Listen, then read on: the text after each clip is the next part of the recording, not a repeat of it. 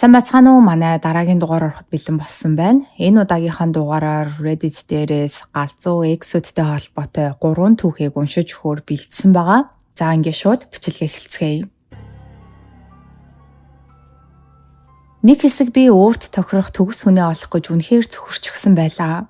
Тийм болохоор эрчүүдийн сул талуудыг үл тоон өөрийгөө хуурч магадгүй би л хэтэрхий эмзэг хандаад байгаа байх гэж өөрийгөө итгүүлэхийг оролддог байв. Одоо эргээд бодоход энэ түүх бол залуу эмэгтэйчүүдэд том анхааруулга болж чадхаар юм шиг санагддаг. Толгой дотор ч энд нэг л юм буруу байна гэж хашгирч байх юм бол тэр дуу хоолойг хизээж битгий үлтөө. Хайрлуулах хүсэл ямар ч байсан аюулын үнээр ирэх ёсгүй юм байна гэдгийг би тэр өдөр ойлгосон юм. Тэр өдөр дулаахан нартай сайхан өдөр байв. Би ажлаасаа тараад гэрлүүгээ алхаж байлаа.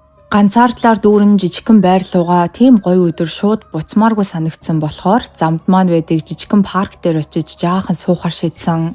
Би савлуур дээр сууж сэрүүхэн салхийг мэдрэн нарны туяанд хэсэг тайвширч стресс дүүрэн ажлын өдрөө толгойноосоо гаргахыг хүсэж байлаа. Гэтэл паркийн нөгөө талаас өндөр царайлаг залуу нохоогоо салхилуулан нааш ирж явааг харагдсан. Тэр залуу над руу ширтээд байгаа гэдг нь анзаарагдахаар тийм илтвэсэн бөгөөд би ч бас өөрийн ирэхгүй түүн рүү харсаар байв. Удалгүй тэр над руу алхаж ирээд ийм сайхан өдөр ганцаараа юу хийгээд сууж байгаа юм бэ гэж асуусан. Түүнийг ингэж асуух зуур түүний нохой над руу ойртон ирээд шууд миний өвөр дээр толгоогоо нааж гарыг минь долоож эхэллээ. Би амьтанд маш их хайртай болохоор нохойноос нь огт айгаагүй. Энэ үед тэрийг нэмсэглээд хөөх манай нохой хүмүүсийг их сайн таньдаг. Чил ав их сайхан сэтгэлтэй хүн бололтой гэж хэлв. Би ч бас хариуд нь инээгээд өнөөдөр их урт өдөр байлаа. Гэхдээ одоо хамаагүй дээрдчихлээ гэж хариулсан. Ингээд бид энгийн зүйлсийн талаар ярьж эхэллээ. Удалгүй тэр өөрийнх нь амьдрал сүүлийн үед бас тийм сайн биш байгаа тухай ярьж эхэлсэн бөгөөд маргааш дахиад энд уулзаад хамт алхаж илүү их ярилцах саналыг тавив. Би ч мэдээж зөвшөөрсөн. Маргааш нь намайг нөгөө паркта яг 5 цагт яваад очиход тэр аль хэдийн ирчихсэн зогсож байлаа. Тэр өдөр тэр бүр ч илүү царайлаг харагдаж байсан.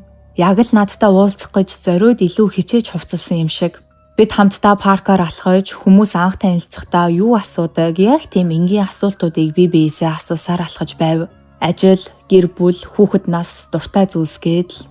Гэхдээ энэ үед нэг зүйл миний анхаарлыг байнга татаад байсан нь түүний утас тасралтгүй дуугараад байсан явдал. Дуудлага, мессеж, мэдэгдэл ирж байгаа чимээ. Тэр болгонд тэр ирсэн дуудлагуудыг тасалж ирж байгаа мессежүүдийг үл тооно. Би хэтэрхий түүний хэрэгт дурлж байгаа юм шиг санагдмааргүй байсан болохоор түүнээс юу ч асуугаагүй. Гэхдээ тэр намайг анзаараад байгааг мэдсэн бололтой гүнзгий амьсгаа аваад уучлаарай 6 сарын өмнөх X маань одоо хүртэл намайг зүгээр орхихгүй юм аа гэж хэлв.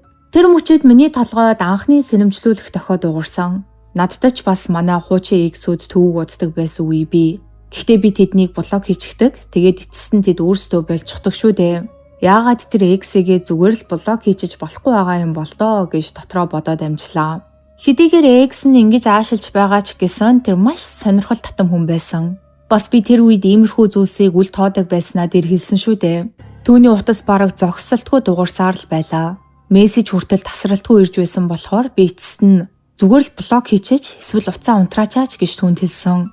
Тэр харин толгоос ихсрээд тэр аль хэдийн 100 гаруй хуурамч утасны дугаар ашиглчихсан. Одоо би зүгээр л твчээд нэг л өдөр өөрөө буугаад өгнө гэж найдахаас өөр аргагүй байдал байгаа гэж хэлв. Тэгээд тэр дараа нь утасныхаа дууг хаагаад өмнөх үерхлийнхаа талаар илүү их зүйлийг ярьж эхэлсэн. Тэр эмэгтэй үргэлж хаасайгүй ардаас нь дагдаг байсан гин. Ажил дээр нь очино, жим дээр нь очино, эцэг эхийнх нь гэрт хүртэл гинэд гараад ирнэ. Хэрвээ өөртөө хамт байхгүй л байх юм бол галзуу юм шиг аашилдаг байсан гэж тэр ярив. X нь бүр түүнийг угаалгын өрөө орохт нь хүртэл ууралдаг. Эсвэл хаан ч явсан гарнаас нь тавихгүй гарыг нь атгаж байхыг шаарддаг байсан тухайн ч бас ярьлаа. Тэр үүнийг удаан дэвтсэн шалтгаан нь X-ийн хүүхэд нас нь үнэхээр аимшигтай хар бараан байсан болохоор гин. Аав нь 5 настайд нь орхиод явсан, ээж нь хар тамхинд донтчихсон, имэйл түүний цор ганц хүн байж. X-ийг хайртай хүнээ алдхаас үхтлээ айдаг гэдгийг нь мэддэг байсан ч эцэст нь бүр цөхрөнгөө бараад түүнээс салахаар шийдсэн юм байх. Үргэлжлүүлэн тэр өмнөх найз охиныгоо өрөвдөж байгаагаа нэг л өдөр өөр хүнтэй уулзраад энэ бүхэн дуусна гэж найдаж байгаагаа хэлэхэд нь би ч бас X-ийг нь өрөвдөх шиг болсон. Надад ч гэсэн огт салж өгдөггүй X байсан болохоор би түүнийг ойлгож байлаа. Удалгүй бид өөр сэдв рүү орж илүү хөнгөн зүйлс ярьж эхлэв. Дараа нь бид инээж, тоглож, цагч маш хурдан өнгөрч байлаа. Хэсэг хугацааны дараа би өлсөж байгаагаа түүнд хэлээд гэртээ харьж хоол хийж идэх гэж байгаагаа хэлтэл тэр инээгээд Би ч бас яг хараад хоол хийх гэж байлаа. Манайд орж хамт хоол идэх үү? Би хоол хийж өгье гэв. Надад өмнө нь ингэж хоол хийж өгье гэж хэлдэг залуу байгаагүй. Ихэнх нь зүгээр ресторан руу дагуулж ордог байсан. Тийм болохоор надад энэ нь маш романтик санагдсан юм. Хаачиргалтай түүний байр манай байрны яг эсрэг талд байдаг.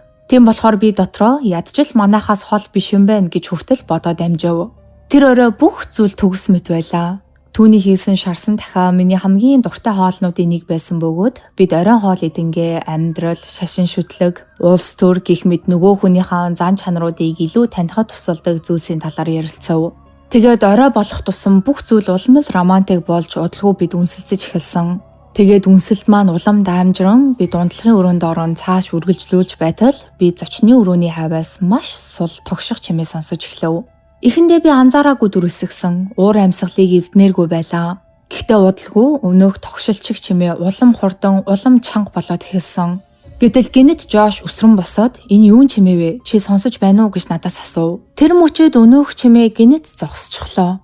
Үүнтэй зэрэгцэн баг буюу түүний нохой унтлагын өрөө рүү гүйж орж ирээд өмнө нь байснаасаа огт өөрөөр аашилж эхэлсэн.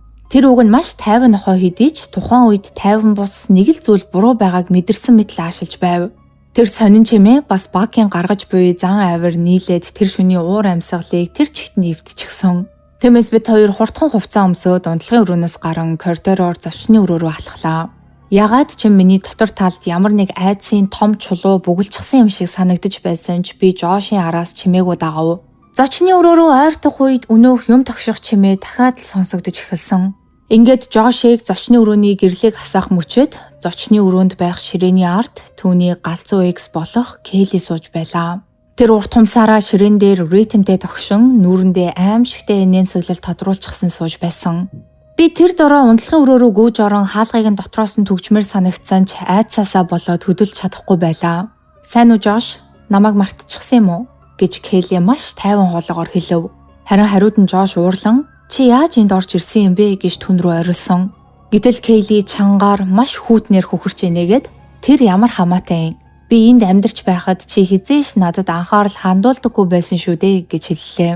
Тэгснээ Келли гинэт уурлаж бүр орилж эхэлсэн. "Чи хизээш намайг тоодоггүй байсан. Чи зөвхөн өөрийгөө л хайрладаг." Тэгээд дараа над руу заагаад "Яагаад түүнд өөрийгөө хэн болохыг хэлэхгүй байгаа юм бэ?" гэж Жош руу орилов.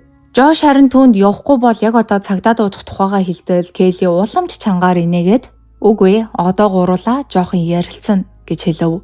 Жош түүнийг дахин гэрээс нь гарахыг шаардсан ч Келли энэ удаад маш хүйтэн өнгөөр "Надад чиний зөвшөөрөл хэрэггүй. Би яг одоо гуруулаа ярилцсан гэж хэлж байна. Ойлгож гин үү?" гэж хэлээд гараа цүнхрүүгөө оруулан гар буу гаргаад ирхэн тэр. Би тэр дороо хөсчихсөн. Бараг өмдөндөө тусаах шахаж байлаа. Үнэхээр хөдөлж чадахгүй болох тэр мэдрэмж.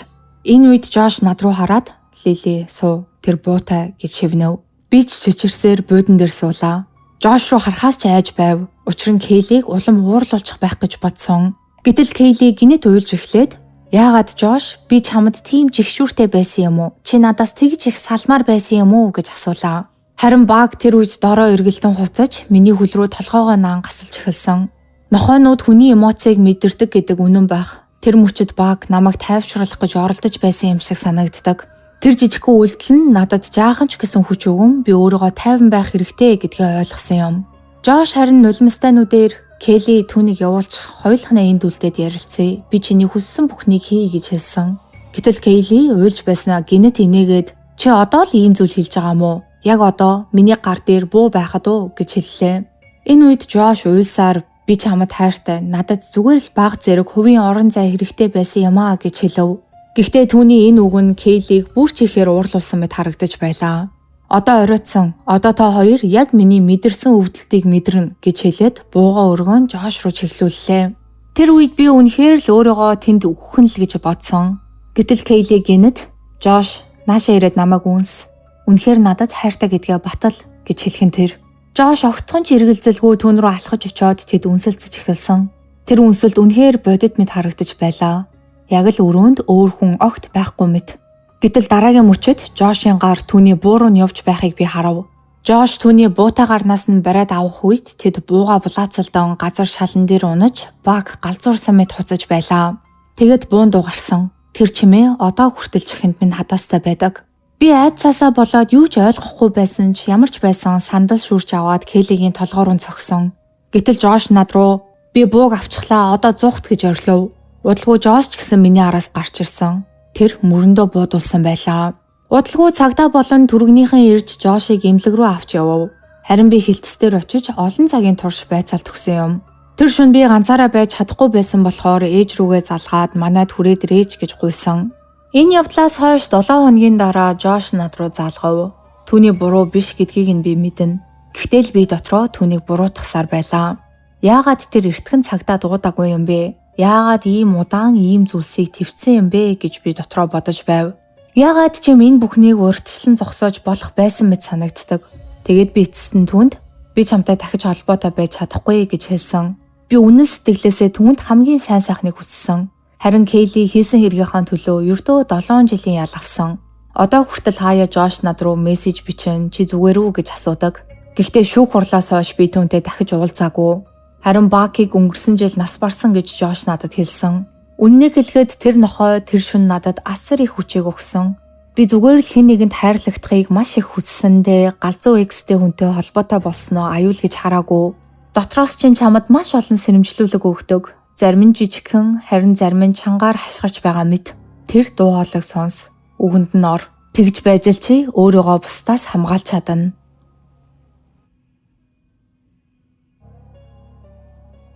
Би энэ түүхийг яг хаанаас эхлэхэд сайн мэдэхгүй байна. Гэхдээ бүх зүйл 2017 оны сүүлээс эхэлсэн гэхэд болох байх. Тэр үед би Нью-Йорк хотдох маш жижигхэн сургуульд шинээр элсэн орсон сурагч байсан бөгөөд тэр сургууль нийтдээ ердөө 50 орчим хүүхэдтэй. Бараг бүгд нэг нэгнээ нэрээр нь мэддэг, коридороор алхахад хүртэл хүн бүр хоорондоо мэдлдэг тийм жижигхэн сургууль.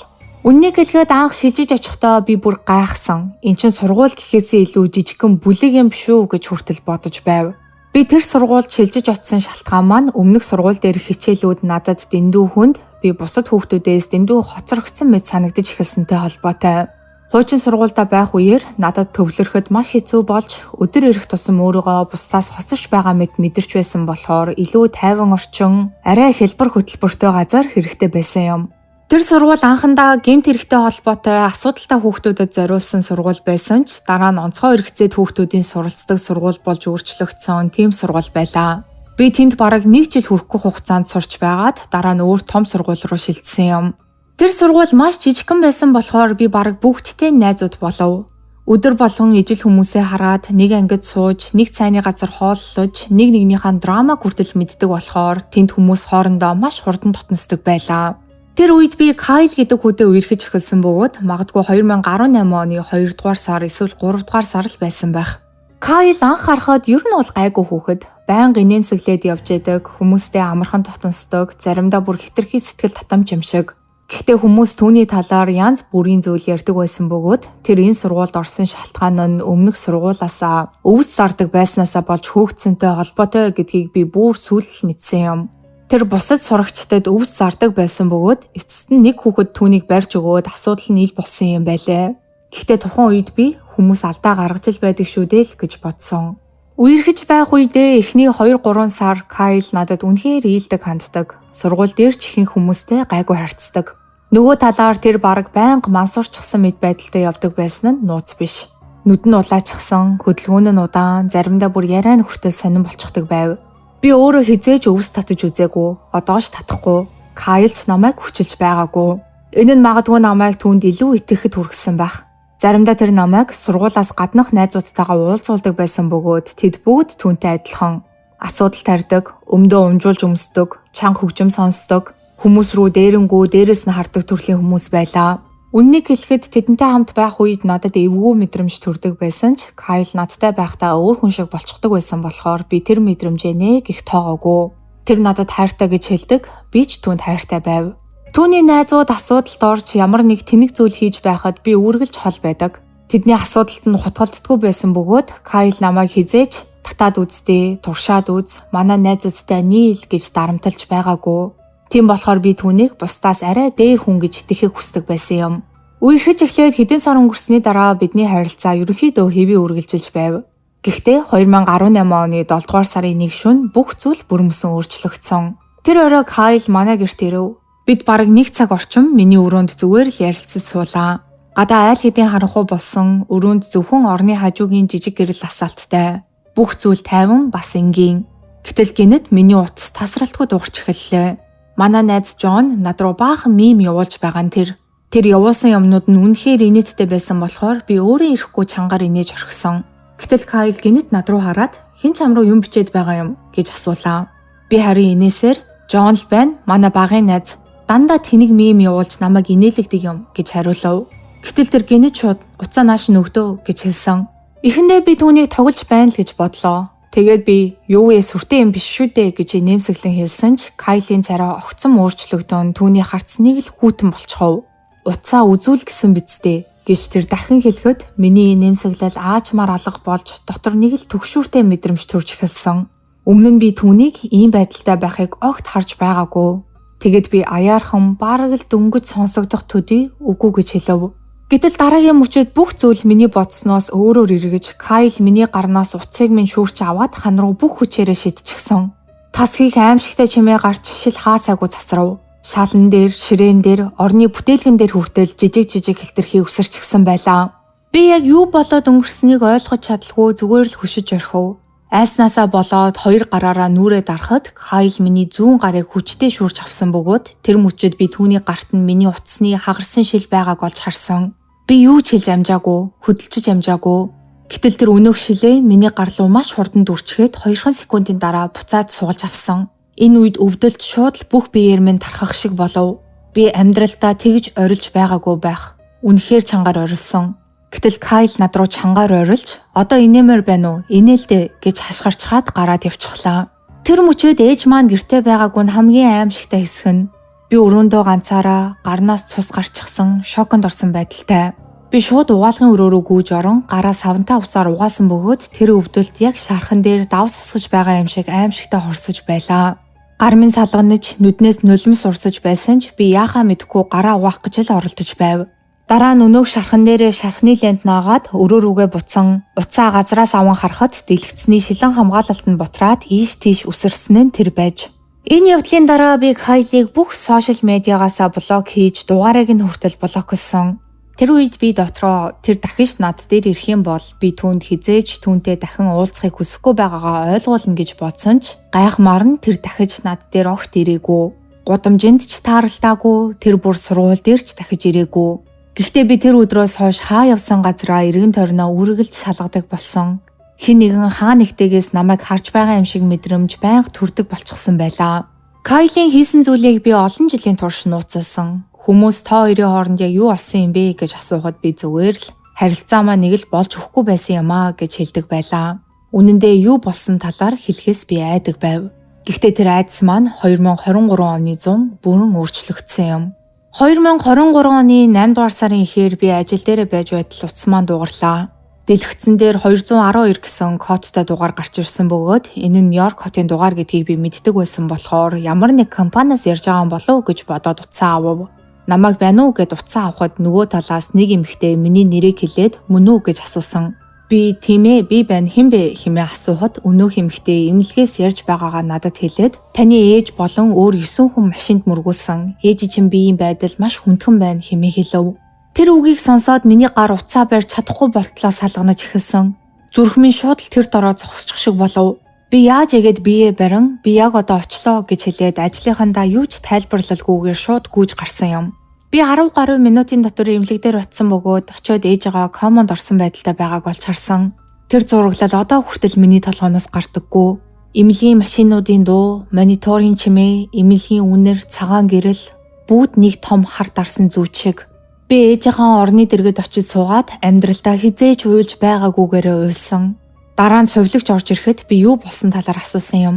Тэр надад согтуу эрэхтэй хүн машин хулгайлаад дараа нь дугуйн зам руу гарч дугуйтай хүн мөргснөөхөө дараа явган хүний зам руу орон ээжийг чинь болон өөр хит хитэн хүнийг дайрсан гэж тайлбарлав. Хүмүүс агаарч хидэгдэн нэг нэгэн дээрээ унсан гин. Би шоконд орчихсон байдалтайгаар тэгээ тэр хүнийг нь барьж авсан уу гэж асуухад сувилагч сайн мэдэхгүй байна. Маргааш л тодорхой болох байх гэж хэлв. Харин маргааш нь сайн мэдээ, аимшигтай мэдээ хоёр зэрэг ирсэн. Сайн мэдээ нь ээж комогоос ирсэн. Харин муу мэдээ нь тэр машиныг жолоодож байсан хүн миний маш сайн мэддэг хүн байв. Кайл. Тэр мөчөд би яг юу мэдэрч байснаа тайлбарлаж чадахгүй. Уур, айдас, үзэн ядалт, биеэр хүйт даасан мэдрэмж. Аз болж түүнийг хүмүүс газар дээр нь барьж унгаагаад цагдаа нарт өгсөн байсан. Үгүй бол тэр зүхтаачихч байсан юм билүү. Гэхдээ үүнээс хэдхэн хоногийн дараа бүр ч аимшигтай мэдээ ирсэн. Ээж маань дахиж хизээж алхаж чадахгүй болсон гэх тэр мэдээ. Энэ хэрэг улс даяар шуугаанд игдээж хүмүүс бүр үүнийг террорист халдлага гэж бодож байв. Учир нь 7 хүн нэгэн зэрэг агаарч хидэгдэн унсан шүү дээ. Бүх зүйл яг л кино шиг, бодит биш юм шиг санагдаж байлаа. Тэр үед би Кайлийн талаар үннийг хэлэхээр шийдсэн. Би шүүх рүү захиа бичээд Кайл миний утсыг хаглаад гарлуу минь шилээр хатгаж байсан тухай бүхнийг дэлгэрэнгүй тайлбарлав. Олон жил нууж явсан зүйлээ анх удаа гаргаж ирэхэд гар минь хүртэл салганаж байлаа. Тэр загтлыг шүүхтэр уншсны дараа 2022 онд Кайлтай үерхэж байсан өөр нэг эмэгтэйч бас хүчирхийллийн хохирогч болсон тухайга ил гаргаж ирсэн бөгөөд тэр мөчтөл би анх удаага би ганцаараа биш байсан юм бэ шүү дээ гэдгээ ойлгосон. Эцэст нь Кайл шүүхээр орж шүүхээс түнд ердөө 2 жил хагасан ял өгсөн. Үннийг хэлэхэд тэр ял дэндүү хөнгөн ял. 7 хүний амьдралыг сүрүүлчихэд заримыг нь насан туршийн гэмтэлтэй үлдээчихэд 2 жил хагас гэдэг үнэхээр инэттэй. Магадгүй тэр маш сайн өмгөөлөгч хөлсөлсөн байх. Одоо би Кайлыг бодох болгондоо зөвхөн үзэн яддаг. Тэр миний ээжийн амьдралыг үүрт өөрчилсөн. Ийм хүмүүс үнэхээр өөрчлөгдөж чаддаг эсэгт би одоо ч эргэлздэг. Магадгүй би одоо ч гэсэн хэтэрхий ууртай байгаа байх. Гэхдээ би энэ бүхнийг хизээч мартаж чадахгүй гэдгээ мэднэ. Шоронд байх хугацаанд түүнийг ядаж хийсэн бүхнээ бодож хүн шиг хүн болж өөрчлөгдсөн болов уу гэж найддаг. Харин Нью-Йоркод амьдардаг эмэгтэйчүүдэд хандаж хэлэхэд хэрвээ Кайл нэг өдөр гудамжинд тааралдвал түүнээс аль болох холуур тойроод өнгөр.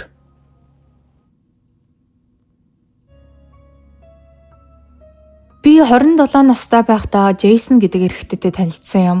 Тэр үед би шүдний эмнэлэгт ажилладаг байсан бөгөөд манай эмч нарын нэгнийх нь найз залуу Джейсонтай хамт хоккей тоглодог байж л дээ. Тэгээд нэг баасан гаргийн орой ажлын дараа бүгдээрээ ажлынхнаараа гарах үед Джейсон яагаад ч юм тэнд ирчихсэн. Тэгээ бүр миний хажууд сууж таарсан юм. Анхандаа тэр ярилцахад их амар хүн шиг санагдав.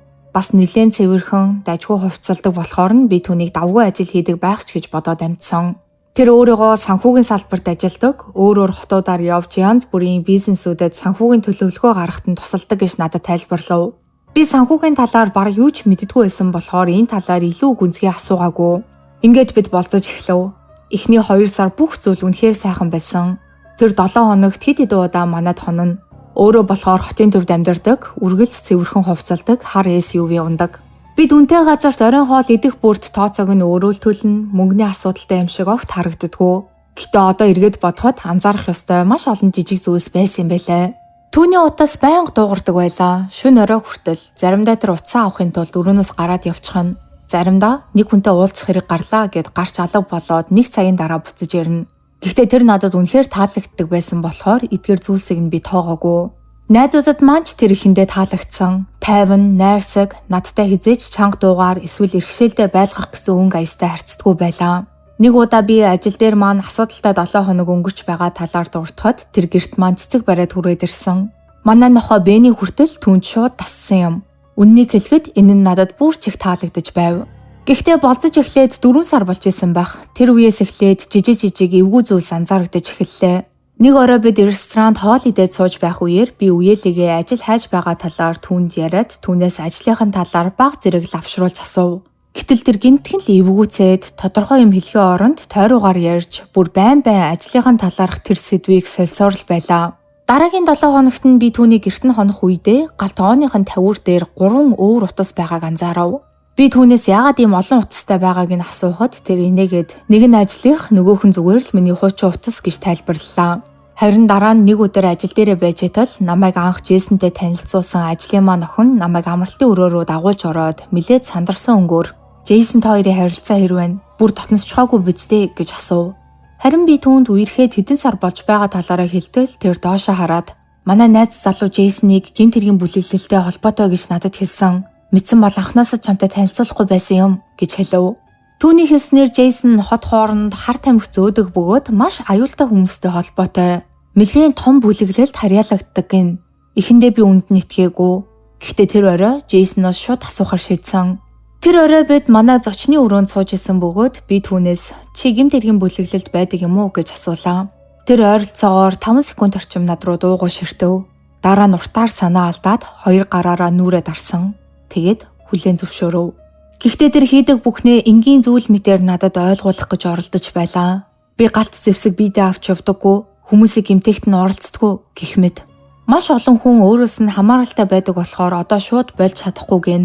Гэхдээ ирээдүйд үүнийгээ болж өөр зүйл хийн гэж төлөвлөж байгаа хэмээн надад тайлбарсан. Хэдэн минут түүний яриаг сонссныхаа дараа би зүгээр л түүнд бид дууссан гэж хэлв. Би тийм амьдралыг өөрийн амьдралдаа ойртуулахыг хүсэхгүй байгаагаа, ялангуяа Бэнигээ тийм зүйлсийн дэргэд байлгахыг хүсэхгүй байна гэдгээ хэлсэн. Тэр харин хэсэг чимээгүй сууж яснаа хүрмээ аваад гараад явлаа. Тэрнээс хойш бараг 7 хоногийн турш тэр байн зурус бичсээр л байв. Зарим нь уучлалт хүссэн, зарим нь би чамайг санаж байна гэсэн мессежүүд. Би алинд нь ч хариу өгөөгүй. Эцэст нь дугаарыг нь блок хийгээд түүнийг мартахыг хичээж эхлэв. Гэтэл 2-7 хоногийн дараа шүн дунд манай хаалгыг хин нэгэн чангаар балбах чимээнээр бисэрсэн. Уцаа хартал шөнийн 2 цаг болж байлаа. Гадаа байгаа тэр хүн ахаад хаалга балбаж эхэлсэн бөгөөд ямар нэг зүйл хашгирсан ч би тод сонсож чадаагүй. Эхэндээ би магадгүй Джейсон согтуу ирчихсэн байх гэж бодсон. Гэтэл дараа нь өөр хоолой сонсогдов. Гэхдээ тэр Джейсны хоолой биш. Манай байр их жижигхэн, нэг унтлагын өрөөтэй. Унтлагын өрөөнөөс зочны өрөө галтоогоо руу ордог нарийнхан коридортой. Би унтлагын өрөөнөөсөө гарan коридороор зөөлөн алхасаар хаалга руугаа очиод чагнасан. Гэтэл нэг эрэхтэй энэ Джейсны хүүхний гэр нь мөн би мэдэж байна гэж хэлж байгаа сонсогдов. Энэ үед миний хамаг биеэр хүүтэн би утсаараа 911 руу залгах гэж байсан ч яг тэр үед хаалга руу ямар нэг зүйл хүчтэй мөргөх чимээ гарав. Дараа нь 10 секунд орчим нам гүн боллоо. Би хөдөлж чадахгүй тэндээ зогссоор л.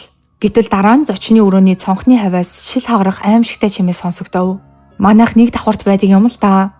Энэ үед Бэни цонх руу галзуурсан мэт хуцаж харин би хин нэгэн хагарсан цонхоор тоткож орж ирж байгааг сонссон.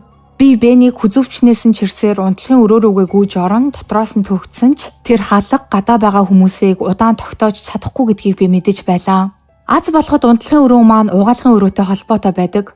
Дээрээс нь арай илүү бат бөх цоочтой байлаа. Тийм болохоор би Бэнийг чирсээр угаалгын өрөөнд ороод хаалгаа төгжөв. Дараа нь би бүх биеэрээ хаалгыг налд зогссон. Тэд миний бүх юмсыг онгичиж байгаа нь сонсогдно. Герман бүхэлдээ сүрч байгаа юм шиг л чимээ гарч байлаа. Тэр үед л би 911 руу арай гэж залгасан. Би операторт хаягаа бараг шивнэх шахам хэлэхэд цагдаа нар замдаа гарсан гэж оператор хэллээ. Үүнээс бараг ердөө 2 минутын дараа хэн нэгэн угаалгын өрөөний гадна ирээд бариулыг нь эргүүлж үдсэн. Хаалга нэгдэхгүй баймагц өнөөх хүн мөрөөрөө гаднаас хаалга руу хүчтэй мөргөж эхлэв. Хаалга маань бараг л салж унах шахаж байлаа. Бэний хаалга руу улаан хуцаж би бүх чингээрээ хаалгаа дарсаар. Дараа нь тэр дахин хит хүчтэй мөргөхөд энэ удаа хаалган дээр цууралт өссөн. Тэр мөчид би дотроо одоо тэд ороод ирэх юм байна. Ингээд бүх зүйл дууслаа л гэж бодож байлаа. Гэтэл хэдхэн секундын дараа гинэт бүх зүйл нам гүн болчихов. Дараа нь хөлийн чимээ гарч тэнд байсан хүмүүс арын цонхоор гүйж гарч байгаа мэт чимээ сонсогдов. Би угаалгын өрөөнд дотроо дахиад 5 орчим минут суусан. Эцэст нь цагдаа нар ирээд хаалга тогших хүртэл би тэндээс гарч зүрхлээгүй. Хаалганы гадаа цагдаагийн хоолой сонсогдоход л би өөрийгөө аюулгүй болсон гэж мэдэрлээ. Угаалгын өрөөнөөс гараад харахад гэрт маань яг л бөмбөг дэлбэрсэн юм шиг болсон байв. Буудан хутгаар сэтсэн мэт зад үсэрсэн, гал тогооны шүүгэнүүд болгон татагдаад нээгдчихсэн. Шалаар нэг шилний хэлтэрхийнүүд цонхнууд маань бүрэн хагарсан байлаа. Би Джейсоныг асуудалд оруулахыг хүсээгүй. Үннийг хэлэхэд тэр үед түүнд баг зэрэг сайн болчихсон байсан юм. Гэхдээ надад өөр сонголт байгаагүй. Би цагдаа нарт мэддэг бүхнээ хэлсэн. Тэр явдлаас хойш би Джейсоноос дахиж юу ч сонсоогүй. Тэр өдөр тэр хүмүүс яагаад манайд ирснийг, надад юу хийхээр төлөвлөж байсныг би мэдэхгүй л дээ.